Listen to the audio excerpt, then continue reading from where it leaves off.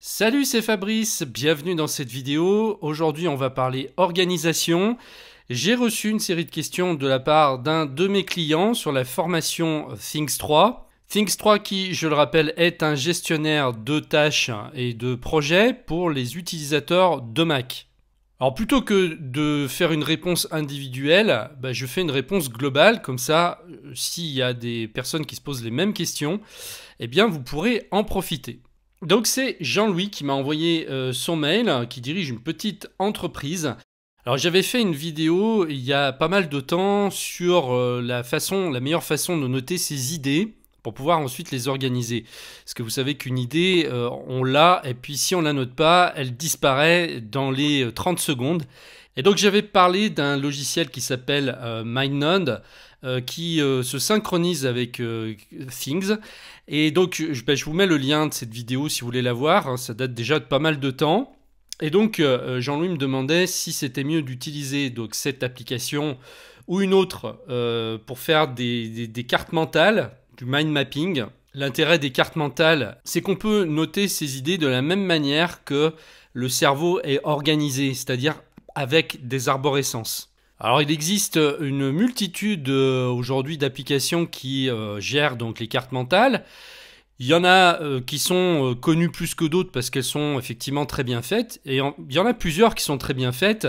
Et entre MindNode et MindMaster, je vous dirais, il n'y en a pas un qui est meilleur que l'autre. Il y a simplement une des applications qui sera peut-être plus adaptée à votre fonctionnement, c'est tout.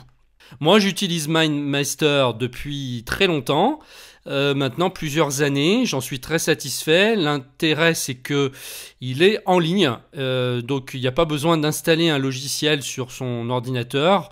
Peu importe quel système vous utilisez, que vous soyez sous Mac, PC, Linux. L'intérêt, c'est que voilà, c'est dans le cloud et que vous pouvez passer d'une machine à une autre.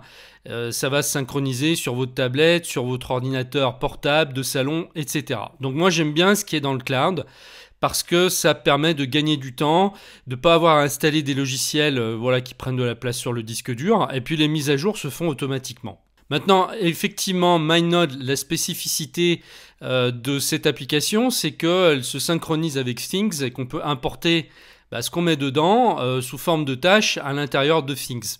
MindNode était une suggestion de ma part, mais vous pouvez très bien également noter toutes vos idées directement dans Things, puisque la boîte de réception à classer est faite pour ça. Et on se rapproche là de la fameuse méthode GTD, Get Things Done, de David Allen, qui dit d'abord de noter tout en vrac dans une liste, et puis ensuite d'organiser tout ce qu'on a noté sous forme de tâches à effectuer ou de projets. Et c'est vrai que Things est très puissant puisque on peut vraiment à peu près tout faire. Il est très très agréable à utiliser, contrairement à d'autres applications qui sont plus complexes. Et vous pouvez très bien, effectivement, noter toutes vos tâches telles qu'elles arrivent. Vous pouvez même utiliser Siri qui vous permet de parler sur votre iPhone. Comme ça, dès que vous avez une idée, vous ne la laissez pas échapper. Vous parlez à votre smartphone et il va écrire pour vous directement. Ensuite, vous prenez 10 minutes par jour pour vider cette boîte. Donc ça, c'est vraiment le truc à faire chaque jour. Même 5 minutes, ça peut suffire. Vous videz la boîte, soit la tâche vous prend moins de 2 minutes et plutôt que de la classer, de la reporter à un autre jour, vous la faites tout de suite.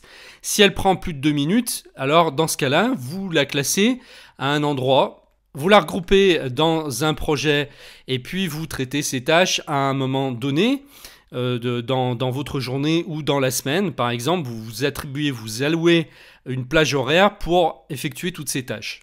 Donc voilà, vous pouvez simplement tester quelle est la meilleure méthode pour vous. Je ne peux pas répondre à votre place en fait, et c'est pour ça que Jean-Louis, je ne peux pas lui répondre directement. En fait, il faut tester plusieurs façons de faire, et puis retenir celle qui nous va le mieux. Aujourd'hui, je continue d'améliorer mon système, toujours, je réfléchis à comment je pourrais faire mieux. Je reste jamais statique. Retenez simplement que plus votre système va être simple, plus il va être facile et agréable à utiliser. Plus vous allez utiliser d'applications différentes, plus ça va être complexe et ça peut décourager. Ensuite, Jean-Louis me demande s'il vaut mieux utiliser OmniFocus ou Things pour gérer les gros projets. Je dirais qu'on peut gérer dans les deux applications, simplement on ne le fera pas de la même manière. Et c'est vrai qu'OmniFocus est quand même un logiciel, même s'il est très puissant, très complexe et difficile à prendre en main. Il faut vraiment aimer ça, être geek, aimer gratter, aimer fouiller. Si vous n'aimez pas, je vous conseille vraiment de prendre Things. On peut effectivement utiliser les en-têtes pour gérer les gros projets. Moi, je vous conseille de pas trop charger ici. Mettez 5-6 projets maximum, réalisez-les avant d'en ajouter d'autres. Et si on a des gros projets à gérer, on peut très bien utiliser les en-têtes pour découper ce projet. Les en-têtes, vous voyez, c'est le texte ici en bleu. Là, vous pouvez très bien mettre des sous-projets. Et vous pouvez aussi découper vos tâches en sous-tâches.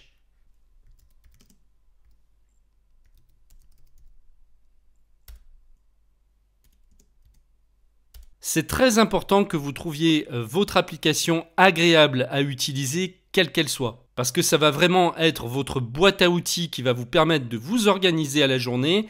Et si vous n'aimez pas l'application que vous utilisez, ça va pas aller. Et le gros point fort de Things, c'est qu'il allie puissance, clarté et plaisir. Il est vraiment très très plaisant à utiliser. Donc après, là, je m'adresse aux utilisateurs de Mac.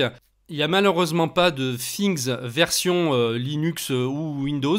Par contre, vous avez bien sûr d'autres applications qui peuvent s'en rapprocher, qui peuvent être également très intéressantes. Vous avez par exemple Todoist.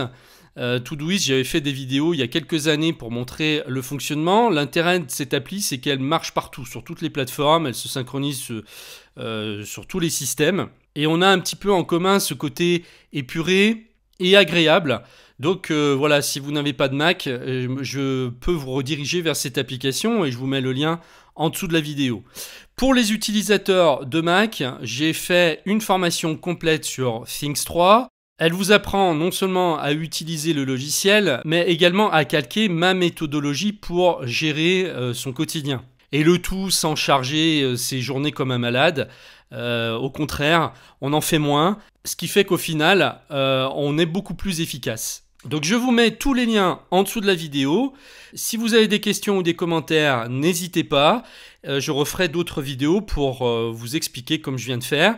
Et puis je vous dis donc à très bientôt et merci.